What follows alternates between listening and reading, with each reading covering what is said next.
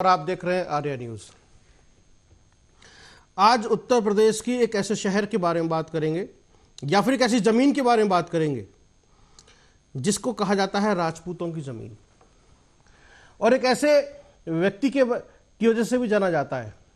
जौनपुर रियासत या जौनपुर के आखिरी राजा यादवेंद्र दत्त की वजह से, जिन पर कभी आरोप लगा था महात्मा गांधी की हत्या में असला देने का। यादवेंद्र दत्त 3 बार के विधायक, 2 बार के सांसद, और जब भी भारतीय जनता पार्टी वहां से चुनाव लड़ती थी तो दीनदयाल उपाध्याय का वहां पर जो है कैंप कार्यालय हुआ करता था। जनसंघ और भाजपा के पुराने नेता यादवेंद्र दत्त। और जौनपुर जाना जाता है धनंजय सिंह के लिए भी। पिछले 2 दशक में राजनीति में अपनी धमक के लिए जाने जाते हैं धनंजय सिंह। वैसे और भी बहुत सारे चर्चे हैं जौनपुर के। आज वही जौनपुर एक बार फिर से चर्चा का विषय है, क्योंकि कृपाशंकर सिंह को चुनाव लड़ाया जा रहा है जौनपुर से। कृपाशंकर सिंह की वजह से जौनपुर की सियासत की हवा थोड़ी बदल गई है। अशोक सिंह भी चुनाव लड़ रहे हैं वहां से। तो कृपाशंकर सिंह के बारे में बात करेंगे। कृपाशंकर सिंह कौन है और किस तरह से चुनाव लड़ रहे हैं। भारतीय जनता पार्टी ने कृपाशंकर सिंह को टिकट दिया है जौनपुर से। इसी पर ज्यादा जानकारी के लिए हमारे साथ में हमारे कार्यकारी संपादक शिशिर जोड़ेंगे वहां से, और पूरी जानकारी लेंगे क्या है ग्राउंड रियलिटी, क्या हो रहा है जौनपुर के अंदर, और कृपाशंकर सिंह की चुनौती कितनी दमदार है।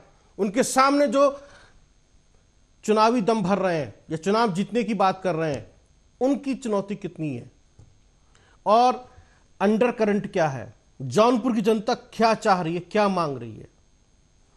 जो जिक्र मैंने आपसे किया, तो क्या जौनपुर की हवा बदलेगी, और यदि कृपाशंकर सिंह चुनाव जीतते हैं तो कितने भारी मतों से जीतेंगे, कितने वोटों से जीत कर आएंगे। इन सभी मुद्दों पर बात करेंगे आज।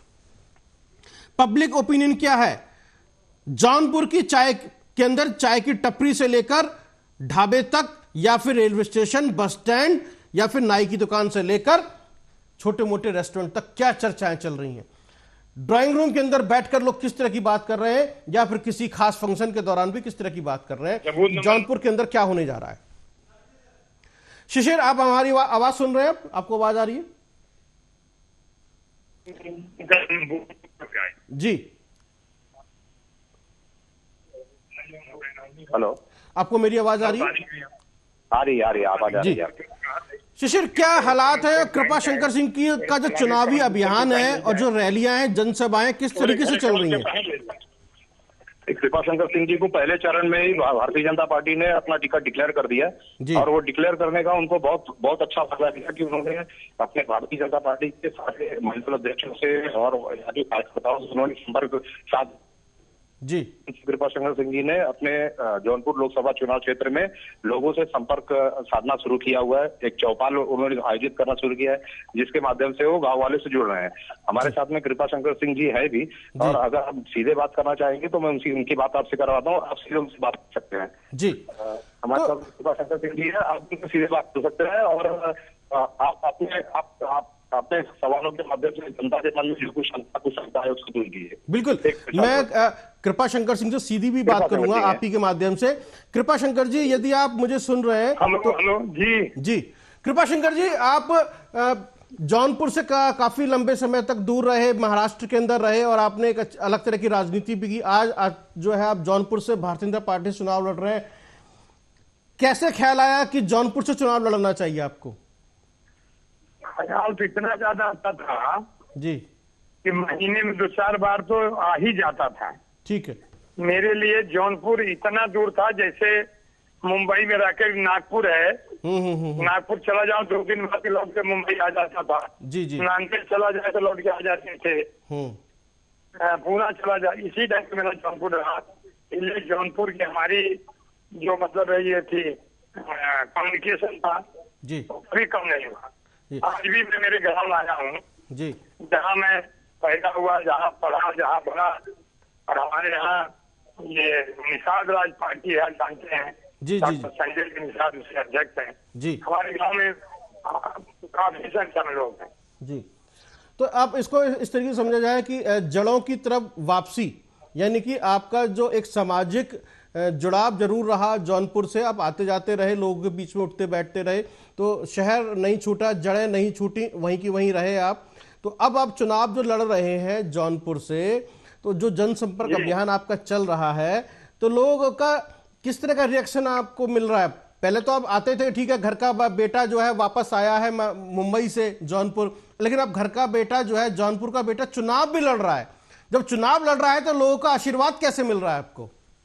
आशीर्वाद क्या बताऊं, मैं चाहूंगा श्री जी आपको वो वीडियो भेज दें जी। जैसे मैं बनारस बाबा साहब दर्शन करके निकला जी, बाबतपुर से लेकर के जी, सिरकोनी तक, तो टोल चेक नाका, टोल टैक्स का, जी, वहां तक 1000-2000 आदमी जौनपुर के कितनी गाड़ियां लेकर के, और जब मुझे बोलने का गया तो मेरे आंख से सिर्फ आंसू चल रहे थे, कुछ बोल नहीं पाया।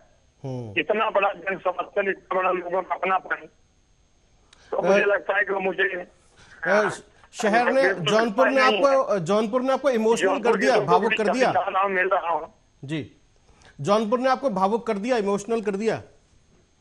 जी, कर दिया।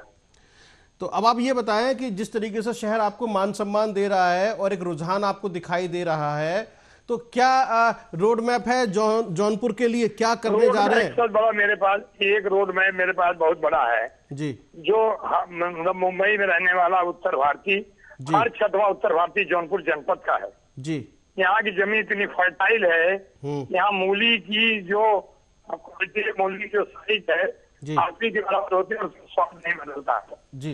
लेकिन जमीन होने के बाद अनाज की कीमत नहीं मिलती, यहाँ फैक्ट्री नहीं है, यहाँ कोई घर है। मेरा जो संकल्प है, मेरी जो सोच है, जैसे मैं गया था, मेरे साथ बहुत सारे कृपा शंकर मुंबई में है जी। आने वाले समय में आने वाली पीढ़ी जो है, रोजी को देखने उनको किसी और राज्य में किसी और जिले में जाना पड़े। जी, आपने बहुत अच्छी बात कही है। अगर आप ऐसा सोचते हैं और जौनपुर के लिए ऐसा कुछ करने का मन है, आपका इच्छा है, तो वो जरूर ग्राउंड पे दिखाई देगी। अगर वैसे सियासी लड़ाई की बात करें तो भारतीय जनता पार्टी तो खैर बढ़त में दिखाई देती है, लेकिन जौनपुर के अंदर आपको कितनी बढ़त दिखाई देती है और कौन टक्कर में दिखाई दे रहा है? क्या अशोक सिंह टक्कर में दिखाई दे रहे हैं, या फिर धनंजय सिंह ने किसी को डमी के रूप में खड़ा किया हुआ है, वो टक्कर में दिखाई दे रहे हैं? मैं ज्योतिषी नहीं हूँ, अनुमान गलत हो सकता है, अनुभव कभी गलत नहीं होता है। मैं जहाँ जा रहा हूँ कमल मोदी, कमल योगी है मोदी, तो मुझे जौनपुर संसदीय क्षेत्र में इसके अलावा कुछ दिखाई नहीं पड़ रहा है, तो मैं क्या कहूँ? नहीं, ठीक है, आप चुनाव प्रचार में जा रहे हैं तो कार्यकर्ता आपके साथ में है, पार्टी के लोग आपके साथ में है, तो अभी तो आपको योगी मोदी के अलावा कुछ दिखाई नहीं दे रहा होगा। लेकिन फिर भी अगर आप थोड़ा और बाहर पहुंचे, अनुभवी व्यक्ति हैं, धनंजय सिंह की तरफ से कोई चुनौती दिखाई देती है इस चुनावी मैदान में? क्योंकि यदि जौनपुर की बात करते हैं तो 2 दशक की राजनीति में धनंजय सिंह का नाम सबसे ज्यादा चर्चा का विषय रहा है। हालांकि उस विषय में मुझे कोई बात तो नहीं करनी है, इतना मैं कह सकता हूँ, हमारे देश के प्रधानमंत्री 140 करोड़ के प्रधानमंत्री विदेशों में जाते हैं तो परंपरा से हट करके उनका पैर छू के दूसरे देश का प्रधानमंत्री पैर छूता है जी। एक राष्ट्रपति कहता है मोदी से बॉस, और देश का मतलब विश्व का सबसे शक्तिशाली देश जिसका नाम अमेरिका, वो कहता है कि मोदी जी अब इतने पॉपुलर हैं कि हम आपको बता नहीं सकते हैं।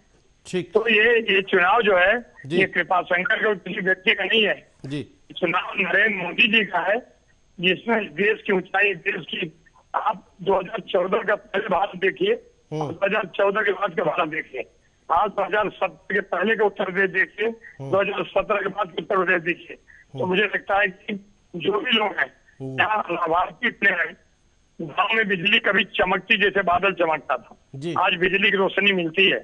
गांव में लकड़ी जला जला के क्या हालत होती थी जी, शौचालय का ऐसा होता था, गांव के लोग अगर सवेरा हो गया तो दिन भर क्या स्थिति होती थी, गाँव वालों ने देखा है। बिल्कुल बिल्कुल, अब समूह बना हुआ है, काम कर रहे हैं लोग। मतलब आज भी राशन, वो लोग जो जिनके पास चूल्हा नहीं जम के राशन पूरा मतलब सरकार दे रही है, विधवा और पेंशन दिया जा रहा है, किसान निधि सम्मान दिया जा रहा है जी, तो सब चीजें लोगों को मिला है जी। कृपा Shankar, if we talk about rural voter and city reporter है ना, तो what do you think I about? think there is no difference. I'm telling you, no difference between city and rural. Okay, Now rural people must be like that. They are in city only. तो गाँव में कच्चे मकान होते होता था, गाँव मक्के मकान में बिजली है, घर में पंखे हैं, गाड़ी है, अपना खेती कर रहे हैं, खेती के साथ काम कर रहे हैं, जो विश्वकर्मा समाज में बहुत सारी सुविधाएं दी है, जी। हर तरह के काम कर रहे हैं, बार्बर को सरकार पैसा दे रही है, बाल बनाने वाला भी आराम से गाँव में और कुर्सी बिठाई कहा नीचे में बैठ करके बाल काटते हैं, बस कुर्सी बैठ कर। अभी शहर और गाँव में बहुत अंतर नहीं रह गया है। जी, अच्छा, मनरेगा कितना काम मिला हुआ है, और मैं आपको बता दूं कि जौनपुर में बहुत सारी जमीनें हैं। जी, अच्छा, सबसे बड़ी बात अपराध मुक्त, जो नहीं, डर बिल्कुल। लगता था कि संसार नहीं, हो नहीं, जाए बिल्कुल, देखिए, तो लोग पहुंच नहीं पाएंगे, जी। आज वो स्थिति नहीं है। जी, अपराध मुक्त उत्तर प्रदेश होगा, किसी ने सोचा नहीं है। नहीं, आपकी बात सही है, बिल्कुल मैं सहमत हूं आपकी बात से। ये पहला आम चुनाव है जिसके अंदर कोई भी माफिया या अपराधी चुनाव नहीं लड़ रहा है। ये पहला ऐसा आम चुनाव है आजादी के बाद कि उत्तर प्रदेश के अंदर कोई भी माफिया या अपराधी प्रवृत्ति होती चुनाव नहीं लड़ रहा है। आम जनता के सामने साफ सुथरे लोग खड़े हैं। आता है जी, कि बाबा का बुलडोजर चाप रहा है, माफिया हाँफ रहा है। जी।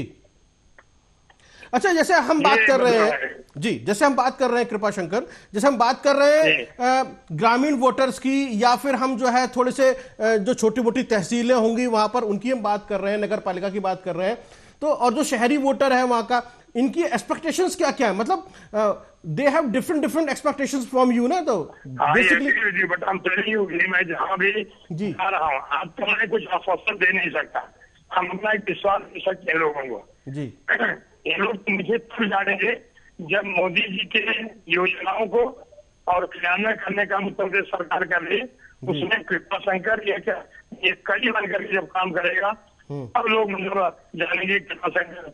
आनंदी मोदी जी जब आए थे 2014 में, जी, तो लोगों ने कहा था कि आप सूरत अहमदाबाद छोड़ क्यों आए हैं, तो उन्होंने कहा कि न तो मैं आया हूँ न मुझे किसी ने भेजा है, मुझे तो गंगा माँ ने बुलाया है। जी, तो मैं ये कह सकता हूँ मुझे मेरी माटी ने बुलाया है, जौनपुर की माटी ने बुलाया है, और जौनपुर की माटी की जो अपेक्षा है, मेरी कोशिश होगी कि हम उस अपेक्षा को पूरा कर लेंगे, दिन रात का एक करते। देखिए, बिल्कुल जौनपुर की माटी ने आपको बनाया है, यानी कि जौनपुर की माटी ने कृपाशंकर सिंह को कृपाशंकर सिंह बनाया, और जिसकी धमक और जिसकी एक पहचान जो है मुंबई से लेकर जौनपुर तक दिखाई देती है, उसका आज कर्ज उतारने का वक्त है। तो क्या वही जो कह रहे हैं आप, जो मैं समझ पा रहा हूं कि जौनपुर की मिट्टी का कर्ज उतारना है, जौनपुर ने जो आपको दिया वो वापस देने का समय आ गया है, तो क्या जौनपुर में ही रहेंगे या मुंबई में रहेंगे आप जीतने के बाद? नहीं, माटी का कर्ज कोई उतार नहीं सकता, जी, माँ बाप का कर्ज कोई उतार नहीं सकता, लेकिन कुछ सेवाएं हो सकती है, उस सेवा को लेकर के मेरे मन में कोई चिंता नहीं है, मैं कर पाऊंगी, मुझे विश्वास है, और मैं लोगों से यही कहता हूँ, ये विश्वास आप मेरे ऊपर करिए, अगला विश्वास में आपका जीत के रहूंगा। जी। अच्छा, जौनपुर जैसे आप जौनपुर के युवाओं के लिए भी रोल मॉडल होंगे कि भाई एक व्यक्ति यहाँ से निकला, जौनपुर से मुंबई गया, उसने अपने को ऐसे खड़ा कर लिया, तो आप जौनपुर के युवाओं के लिए क्या प्लान लेकर आए हैं, क्या करने जा रहे हैं कि जौनपुर के युवाओं का भविष्य बहुत सुंदर हो और अच्छा हो? प्रधानमंत्री जी ने कहा है जी, हमारी तीसरी बार जो सरकार बनी, एक अलग भारत होगा, जी, अलग भारत मतलब आत्मनिर्भर भारत होगा। तो मैंने कहा कि आने वाले 3-4 साल में जी, मेरी आने वाली पीढ़ी, मेरा युवा जो है, जी, रोजी रोटी के लिए किसी और राज्य में जाके भटके नहीं, जी, एक संकल्प है, और मुझे लगता है कि आदरणीय नरेंद्र मोदी जी ने अब तक जो था उसको किया है, आगे भी जो कर रहे हैं करेंगे। मैं मात्र एक सिपाही हूँ, सिपाही जो संदेशा लेकर के कुछ कर सकता है वो करने का प्रयास करूंगा। अच्छा, एक बात और है, आप जीत रहे हैं, आप जीत कर आ जाते हैं, और तो जौनपुर की आवाज संसद में कैसे सुनाई देगी और किन मुद्दों के साथ सुनाई देगी? मुझे लगता है कि जौनपुर की जो जरूरतें थी जी, उस आवाज को भगवान की कृपा रही, लोगों ने आशीर्वाद दिया जी, तो जौनपुर की आवाज जरूर संसद भवन में गूंजेगी। जी, नहीं वो तो गूंजेगी, लेकिन किस तरह के मुद्दों पे सबसे ज्यादा प्रमुखता रहेगी कि हाँ जौनपुर को ये मिलना चाहिए? वो लोग बताएंगे ना, मुझे तो जरूर पता है जी। और मेरा एक और संकल्प है जी, चुनाव में मैं घर घर नहीं पहुंच पाऊंगा, हो सकता है इलाका छूट जाए जी, लेकिन मेरी यात्रा जौनपुर संसदीय क्षेत्र में जारी रहेगी जब तक हम एक एक गाँव में पहुंच जाएंगे। बहुत अच्छी बात है।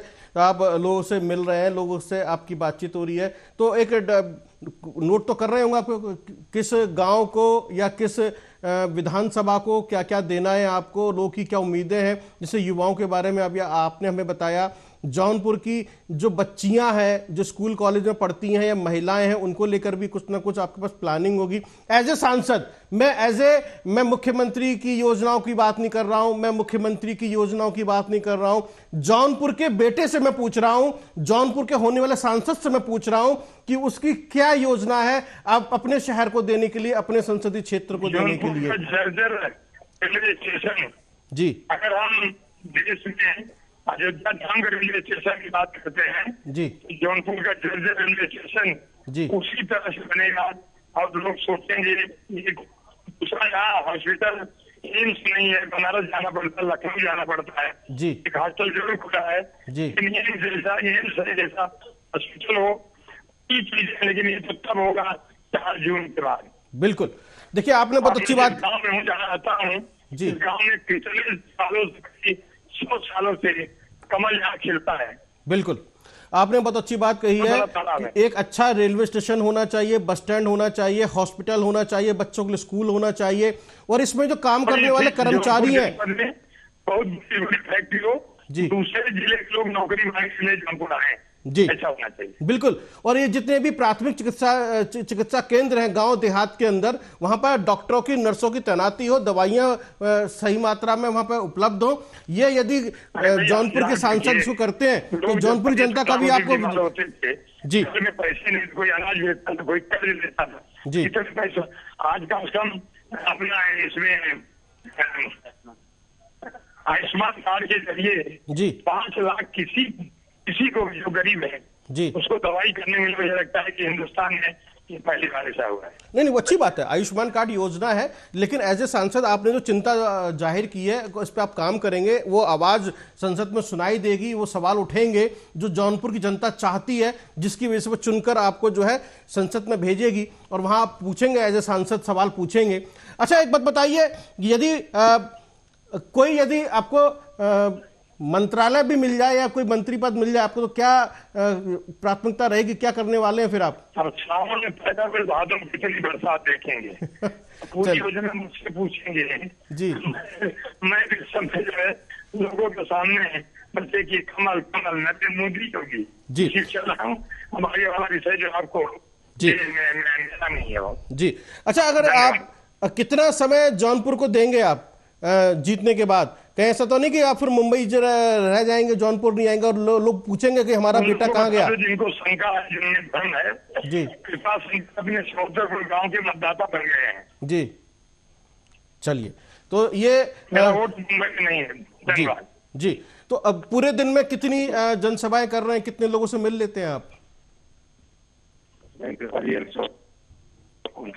उनका जो चौक वाला कार्यक्रम चल रहा है लोगों से मिलने के लिए जी, और उनका सुबह 8 बजे से उनकी जो शुरुआत हो रही है जनसंपर्क की, वो रात को 8-9 बजे तक वो लगातार लोगों से मिल रहे हैं, गाँव जा रहे हैं। चौपाल नाम का एक कार्यक्रम उन्होंने शुरू करके रखा हुआ है, जिसके माध्यम से हर गाँव में जा करके लोगों से सीधे संपर्क कर रहे हैं, सीधे बात कर रहे हैं, उनकी परेशानियों को जानने की कोशिश भी कर रहे हैं। जी।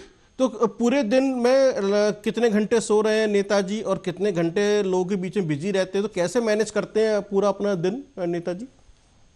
जैसे कृपा शंकर सिंह के साथ सुबह 8 बजे से ही हमारी आयरन न्यूज की टीम लगती है और ये जानने का प्रयास करती है कि वो कैसे काम कर रहे हैं और उनका काम करने का तरीका क्या हो रहा है।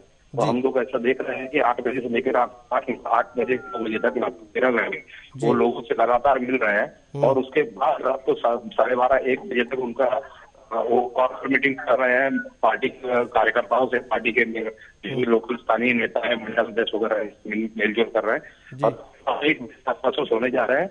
सुबह 6 बजे वापस वो अपने ऑफिस में बैठ रहे हैं, 6 से 8 वो कार्यकर्ताओं से मिलना शुरू कर रहे हैं और 8 बजे से फिर चालू हो जाता है उनका। जी, तो उसमें लोगों का जो रुझान है शिशिर, वो किस तरीके का है? वह जैसा भी नेताजी हमने बात की कृपा शंकर सिंह से, वो आश्वस्त हैं कि जीत कर आ रहे हैं और जौनपुर का बेटा जीत कर आ रहा है, लेकिन जो ग्राउंड पे जो कितने, यदि हम ये मान लेते हैं कि जीत कर आ रहे हैं, जनता जनार्दन है, वो तय करेगी, 4 जून को पता चलेगा, लेकिन फिर भी वोटों की मैं बात कर रहा हूं, कितने वोटों से जीतने की उम्मीद आप कर रहे हैं? आपकी कैलकुलेशन क्या कह रही है? देखिए, यहाँ जौनपुर लोकसभा क्षेत्र के बारे में एक चीज क्लियर थी कि अगर किसी तरह से यहाँ पे स्थानीय वो हुआ करते हैं उम्मीदवार धनंजय सिंह जी, अगर अपक्ष करते हैं तो निकाल करके ले जाते हैं। लेकिन पिछली बार जब वो लड़े थे उसके बावजूद भी भारतीय जनता पार्टी को 4,40,000 वोट मिले थे जी, और 5,20,000 वोट से अपना और भाजपा कैंडिडेट जीता हुआ था जी, उसको मिला था 5,20,000, मगर लगभग 80,000 वोट का मार्जिन आया था। अगर धनंजय इस बार नहीं लड़ रहे हैं तो उसका सीधा फायदा कृपा सिंह हो जाएगा। और ऐसा ये बोलने की कोई गुरेज नहीं होना चाहिए, लगभग 1 लाख के मार्जिन से ये निश्चित लग रही है। बिल्कुल जी, चलिए शिशिर, और इसके अलावा जो अशोक सिंह की हम बात करें, जो इनके चुनौती दे रहे हैं, बाकी और जो चैलेंजर्स हैं, उन आपको हम जो समझना चाह रहे हैं कि वोटों का जो दायरा है, डिफरेंस है, कितना रहेगा। और जैसे राजपूतों की जमीन कही जाती है जौनपुर, ठाकुर राजपूतों की जमीन है, तो कितना प्रभाव आपको दिखाई दे रहा है इस बार? वोट कितना बटेगा? अशोक सिंह भी आ रहे हैं, इधर कृपा शंकर सिंह भी हैं, तो कुछ वोटों का बंटवारा में कुछ हो दिखाई दे रहा है आपको कुछ?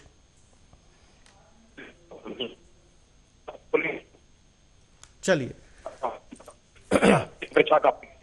ब्राह्मणों की संख्या लगभग 2.5 लाख के आसपास जी, और 1,80,000 के आसपास हो है जी। तो लेकिन जो बीजेपी का जो वोटर्स है वो ब्राह्मण वोटर कहा जाता है।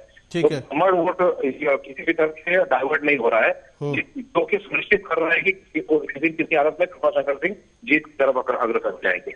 चलिए, ठीक है, बहुत बहुत धन्यवाद शिशिर, हमें ये तमाम जानकारी देने के लिए। आपने हमें बताया कि कृपा शंकर सिंह का चुनावी अभियान किस तरीके से चल रहा है। जन चौपालों का आयोजन हो रहा है, वो सुबह 8 बजे उठते हैं, लोगों के बीच में पहुंच जाते हैं, लोगों से बातचीत करते हैं, जौनपुर के बुजुर्गों से, माताओं से, बहनों से और आशीर्वाद प्राप्त करते हैं, और युवाओं से वो बातचीत कर रहे हैं।